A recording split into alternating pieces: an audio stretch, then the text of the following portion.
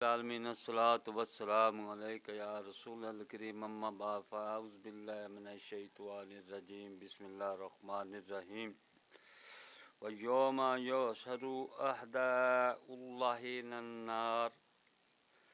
الی النار فہم یوزعون۔ ناظرین اکرام، دوستو، بزرگوں، چھوٹے بچوں، السلام علیکم ورحمۃ اللہ وبرکاتہ۔ امید ہے آپ سب خیریت سے ہوں گے۔ اللہ تعالیٰ آپ سب کو خیریت سے رکھے، شیطان کے شر سے محفوظ رکھے اور ہم سب کا خاتمہ ایمان پر فرمائے۔ دوستو، آج کی ویڈیو کا عنوان ہے اللہ کے دشمن۔ ابھی جو قرآن پاک سے آیت کریمہ تلاوت کی، اس کا ترجمہ پارہ نمبر 24 رکوع نمبر 16 آیت نمبر 18۔ اللہ پاک فرماتا ہے، جس دن اکٹھے کیے جائیں گے اللہ کے دشمن آگ کی طرف،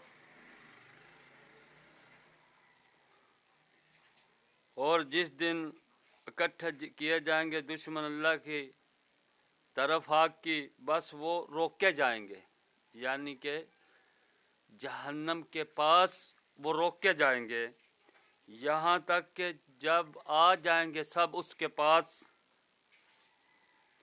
تو ان پر ان کے کان گواہی دیں گے، یعنی کہ ان کے کان بولیں گے، اور ان کی آنکھیں گواہی دیں گی، آنکھیں بولیں گی، اور ان کے چمڑے بولیں گے، یعنی کہ ان کے جو یہ جلد ہے، چمڑے ہیں، وہ گواہی دیں گے، اور وہ کہیں گے اپنے چمڑوں کو، تمہیں کیا ہو گیا کہ آج تم ہمارے ہی خلاف گواہی دیتے ہو؟